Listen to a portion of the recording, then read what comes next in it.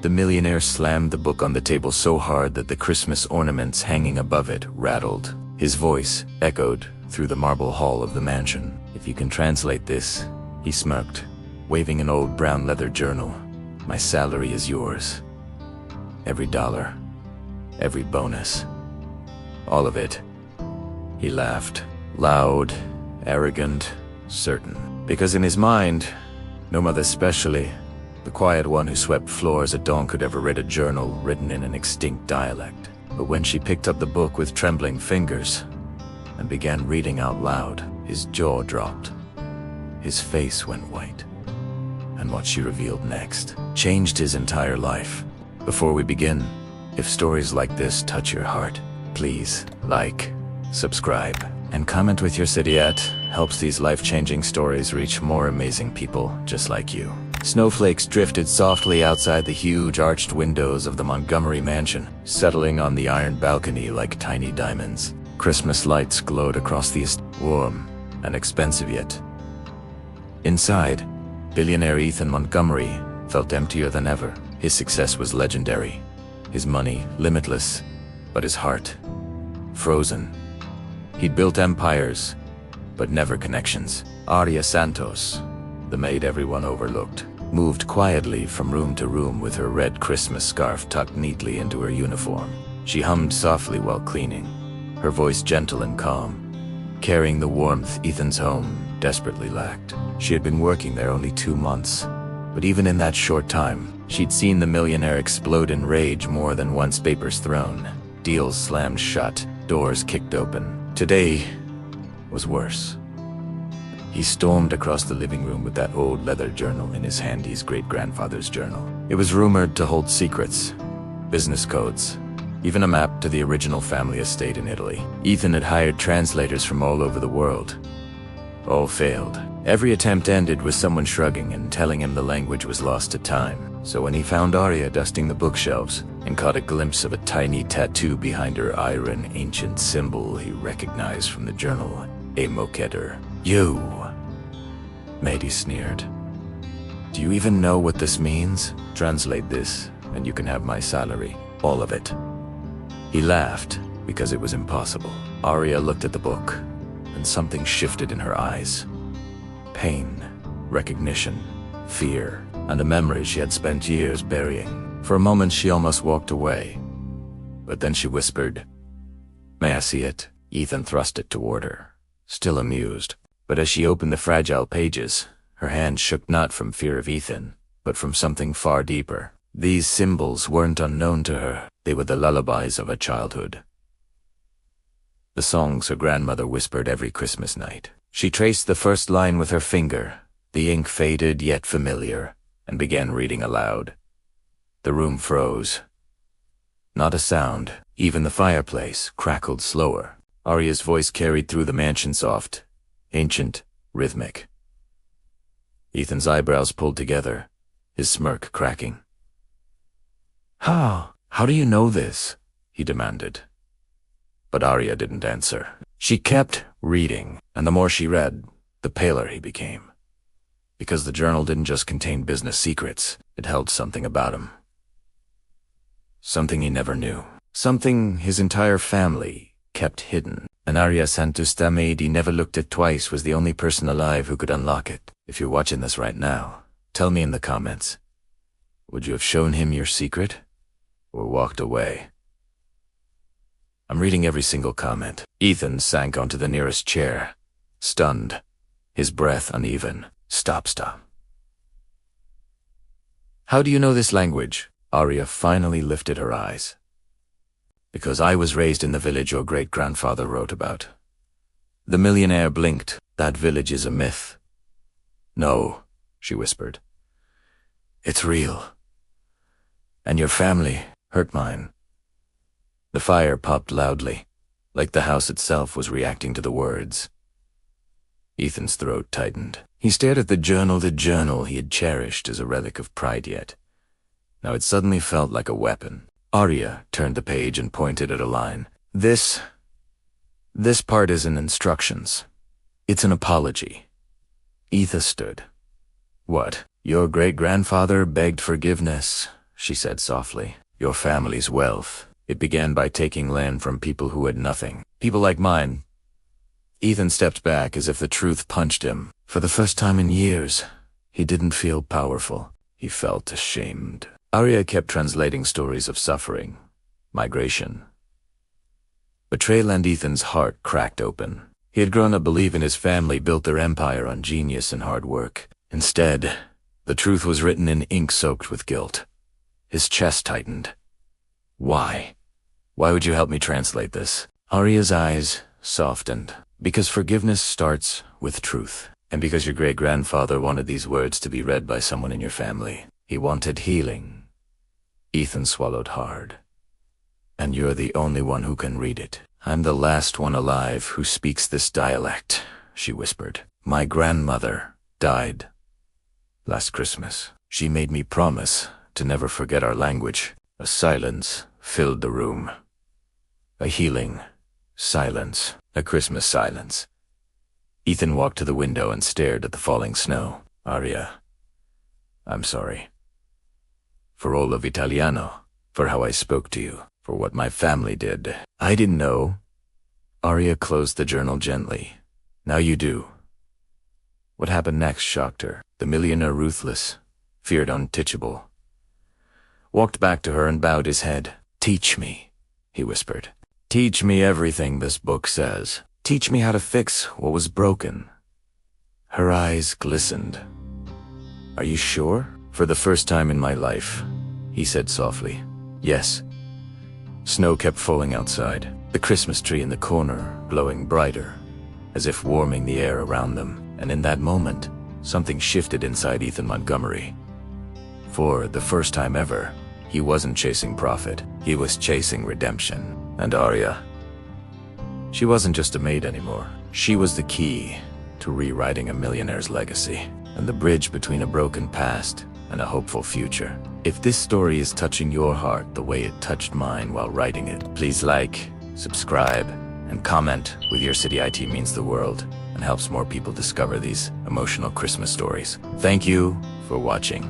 Snow fell outside the mansion windows, tapping softly like Christmas angels, urging the truth forward. Ethan sat in silence long after Arya closed the ancient journal. All his life, he'd believed he inherited greatness. But what he inherited was pain his family caused. And somehow, the woman dusting his furniture was the one carrying the answers he had been chasing for years. Arya, he said quietly, can you tell me more? She turned slowly. There's more than you think. Your great-grandfather wrote things he never told anyone. He wanted someone in your generation to fix his mistakes. Ethan swallowed. Why me? She gave a small, sad smile. Because you're the first Montgomery who ever cared enough to ask. Her words cut deeper than any insult. The millionaire who lived in cold marble halls suddenly felt like a little boy, abandoned in a mansion full of ghosts. Arya opened the journal to a page marked with a dried flower. It told the story of her village, how it once thrived with music and art. But then the Montgomery land expansion swallowed its borders. People were pushed out. Her grandmother's family was among the last who refused to leave. Ethan listened, his fingers trembling. My family destroyed your home. Not destroyed, she whispered, but changed it forever. She turned another page. And this, she added softly, is where our families crossed again. Ethan leaned forward. What do you mean? Arya hesitated. Your great-grandfather, he fell in love with someone from my village. The millionaire froze. What? Arya nodded. Her name was Leora, my grandmother's sister. When he realized the damage his empire caused, he tried to make things right by File. Not because he didn't try, but because he didn't finish telling the truth. Ethan sat back, his breath short. So this isn't just history. It's your story, Arya whispered. And mine. A shaky laugh escaped Ethan. My grandmother always said a Montgomery would come looking someday. Not for money, not for land, but for answers. I guess she was right. For once, Arya whispered, fate brought the right Montgomery. Ethan looked at her with a softness He didn't tick no way. Let me fix this, he sighed firmly. Tell me what I need to do. Arya slowly closed the journal. The book says, your great-grandfather wanted the Montgomery family to restore what they took to help rebuild the village and honor its culture. Ethan stood up with a determination that shook the room. Then I will. Arya, I swear on everything I have I'll rebuild your village before Christmas ends. Arya's eyes filled with tears she tried to hide. No one has ever offered that. No one had the chance to, Ethan said softly. Until you showed me who I really am. He paused. But what did the journal mean? The Montgomery family will remain cursed with emptiness. Arya's voice softened. It says the curse will remain until one of them learns the language of the village, not with words, but with heart. Your father, your grandfather, they all felt empty because they never looked back. They never listened. He closed the journal, his hand firm. Then let this end with me. Teach May. The next morning, Ethan found Arya by the door, a scarf wrapped around her shoulders, the journal held to her chest. We should start, she whispered, before you change your mind. He stepped closer. I won't. She opened the journal to a page with ancient symbols. Your great-grandfather wrote about a ritual. It seals forgiveness between two families. It must be done in the village. The village still exists. Ethan asked. Yes, she said, but it's quiet. Forgotten. People left because there was no hope. Then let's bring hope back. But Arya shook her head. You can't just give hope. You must visit the place with no cameras, no staff, no luxury, just you. The people there, they don't forgive a Montgomery easily. The 2-hour drive in Arya's old car wound through snowy roads. When they reached the village, Ethan's breath caught. Small stone houses lined the streets, and the air smelled of baked bread. But then he saw the burned remains of a house, blackened beams. Shattered stone. Arya's voice cracked. That was my home. A storm hit 5 years ago. We lost everything. And because it was Montgomery land, the permit to rebuild was denied. Felt sick. My family denied it. Yes. Just then, an elderly man approached, his eyes sharp. You, he said in a deep, rough voice. Arya Montgomery, your family's promises were broken before. Prove yourself. Arya stepped beside Ethan. He came to learn, to make amends. The old man's eyes softened. Barely, then he must perform the ritual. Tonight, Christmas night, you must enter the old chapel in the forest, alone. And you must speak the language of our ancestors. If you speak with truth, the past will forgive you. Ethan's throat tightened. I only know a few words. That's enough, the old man said, if your heart is clean. As snow began to fall again, Ethan walked toward the forest path, the air thick with silence and destiny. Arya watched him go, whispering a silent prayer. She knew something Ethan didn't. The chapel wasn't just old, it was dangerous. And no one had survived a night alone inside it for generations. If this part touched your heart, please like, subscribe, and comment your city. I'm reading everything.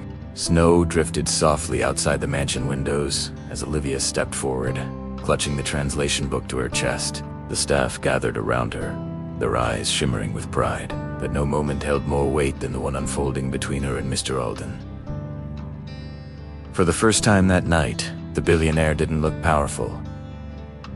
He looked human. Olivia, he whispered, his voice thick with emotion. All these years, you were right here, and I never bothered to see you. She smiled gently. Most people don't see maids, sir. They only see the uniforms. Her words were soft, yet they struck harder than any storm. Mr. Alden lifted the framed photograph again. How did you know my mother's dialect? Her handwriting. Even I couldn't read this. Olivia inhaled deeply. Because, sir, your mother taught me. Long before you hired me. Before you had all this, a murmur swept through the room like a breeze through winter branches. "You knew my mother?" he asked, his breath shaky. Olivia nodded. "She used to volunteer at the shelter I grew up in. Every Christmas, she brought warm blankets, handwritten letters, and books in her language. She said words carry hope longer than presents." She looked toward the decorated Christmas tree glowing in gold. "She taught me that Christmas isn't about gifts. It's about the people who choose to care." Mr. Alden's throat tightened. The entire staff watched as the billionaire known for being strict, ruthless, unshakable blinked back tears. "My mother, she always said she hoped someone would teach me to slow down and actually feel life." He exhaled shakily. "I never thought that person would be you." And then, in a moment that felt like a movie pause, he stepped closer. "I said I would give you my salary if you could translate this," he said softly. "But what you gave me tonight is worth more than any money." The room held its breath. "Olivia, from this moment, you're no longer my maid." He straightened his posture. "You're my new cultural liaison, and the head of language programs at my family's foundation." Gasps. Tears. Christmas lights flickered like tiny celebrations. "And your first project," he continued, "is to build a language and literacy center at the shelter you grew up in my mother's name." Olivia's hands covered her mouth, her knees buckled Marcus, and the head chef rushing to hold her steady. "Sir. I don't know what to say." "Say you'll stay," he whispered. Olivia nodded, tears falling like gentle snowflakes. "I will." The entire mansion erupted in applause, the warmth inside clashing beautifully with the winter night outside. As the music swelled and the Christmas bells rang, Olivia looked directly at the camera. If this story touched your heart, please like, subscribe, and comment your city. And remember, kindness can rewrite any destiny, even yours. Miracles don't always happen in grand gestures. Sometimes they begin with a sentence that someone chooses to translate.